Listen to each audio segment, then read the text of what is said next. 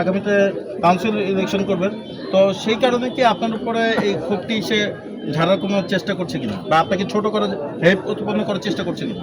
দেখেন, আসলে কাউন্সিলর নির্বাচনের বিষয়ে আমি এই পর্যন্ত আমি পুরোপুরি সিদ্ধান্ত নেই। আমি আমার মামার নির্বাচনী কাজ যখন শুরু করি, এলাকার বিভিন্ন বাসা বাড়িতে যাই, এলাকার মুরব্বীদের সাথে সাক্ষাৎ করি, তখন আমি বুঝতে পারি যে তাদের এলাকার কিছু একটা কমতি আছে, তারা বুঝাতে চায়। যেরকম আমার পিছনে যে অংশটা, এটা হচ্ছে সাধারণ করে ঝিলপাড়, এই ঝিলপাড়টা নোংরা হয়ে থাকে। তা আমার একটা ছোটোবেলা থেকেই ইয়া ছিল, আমি যখন এলাকায় খেলতাম ঝিলপাড়টাকে লেক পারে পরিণত করব। তারপর আমাদের এলাকায় কিছু মাদকের সমস্যা আছে। আমাদের সামনে দেখবেন যে খিলগাঁও রেলগেট থেকে শুরু করে এখানে একটা রেল লাইন, কোনো বাউন্ডারি নাই। তো এখানে মানুষজন বাস করে, একটা বসত বাড়ির কোনো ইয়ে নাই, যে যার মতো এসে বাস করছে। তো এই কারণে তাদের কোনো কর্মসংস্থান নাই, তাই তারা বিভিন্ন আজে বাজে কাজ করার চেষ্টা করে।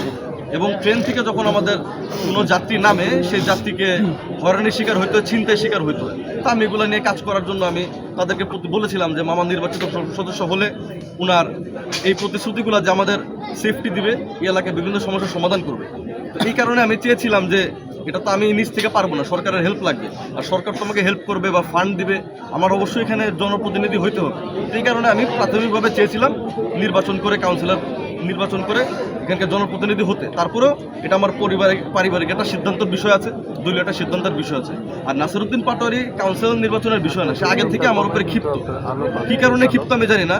আসলে আমি ছাত্র রাজনীতি করে আসছি, বিগত 13 বছর ধরে আমি ছাত্র রাজনীতি করছি। আমি একাধিকবার জেলে গিয়ে 3বার কারাবরণ করেছি, আমার 47টা মামলার আসামি। পাটোয়ারি কিন্তু তার ধারের কাছেও কিছু করে নাই। তারা হুট করে এসে অল্প কয়েকদিন একটা আন্দোলনের একটা ইস্যু দেখিয়ে তারা মাঠ গরম করার চেষ্টা করেছিল। আসলে আমাদের এই মাঠটা কিন্তু 17 বছর আমরা আন্দোলন সংগ্রাম করে কিন্তু আমরা আজকে এই জায়গায় এসেছি। আমরা 17 বছর কষ্ট করেছি, আমাদের নেতাকর্মী গুম হয়েছে, আমাদের নেতাকর্মী খুন হয়েছে, আমরা রক্ত দিয়েছি, আমরা ঘাম দিয়েছি রাজপথে। আর পাটোয়ারি দেখবেন আজকে থেকে 5 তারিখের আগে আরএফএল গ্রুপে 18,000 টাকা বেতনে চাকরি করতো। সে পাটোয়ারি এখন 30 লাখ টাকার গাড়িতে ঘুরে, 1 কোটি টাকার গাড়িতে ঘুরে। তার এই আয়ের উৎসটা কি? যে 18,000 টাকার বেতনে চাকরি করত, সে ওমরা করতে গেছে, এবং ওমরা করে সে বিভিন্ন জায়গায়, সেখানেও গিয়ে মির্জা আব্বাস সাহেবকে নিয়ে কুরুচিপূর্ণ মন্তব্য করেছে। সে ওমরা পালন করার টাকা পেল কোথায়? এবং আমার এটাও নিউজ আছে যে তার ফ্যামিলি এখন ডুপ্লেক্স বাসা থাকে। তো তার আয়ের কি কোনো উৎস নাই, কিন্তু সে এগুলো ঢাকার জন্য মূলত আমার এবং আমার পরিবারের উপরে ক্ষিপ্ত হয়ে বিভিন্ন উল্টাপাল্টা মন্তব্য করে আসছে। সাধারণ মানুষ কিন্তু জানে যে পাটোয়ারি মিথ্যুক। সে মিথ্যুক দেখে কিন্তু তারা এই 12 তারিখে ভোট দেয় নাই। মির্জা আব্বাস সাহেবকে ভোট দিয়ে নির্বাচিত করেছে, ধানের শীষে ভোট দিয়ে নির্বাচিত করেছে, আমাদের বিএনপি সরকার গঠন করেছে। সে মিথ্যা এবং বেয়াদব। এই বেয়াদবির কারণে এলাকার মুরব্বীরা তো তাকে পছন্দ করে না। তার দেখবেন সে মির্জা আব্বাস সাহেব বা আমাদের বিএনপির কোনো সংসদ সদস্য এলাকাতে হেঁটে যাবে, আর পাটোয়ারি নির্বাচন করেছে সেও হেঁটে যাবে। তার সাথে 2-4-5টা জামাত শিবির বা এনসিপি 2-4-5টা লোক ছাড়া কেউই নাই। অথচ আর আমাদের যে সংসদ সদস্য, পরাজিত সংসদ সদস্য বা নির্বাচিত সংসদ সদস্য, যে এলাকাতে হেঁটে যায় তার পিছনে শত শত মানুষ থাকে। এতে বোঝা যায় সাধারণ মানুষ বিএনপিকে ভালোবাসে, ধানের শীষকে ভালোবাসে।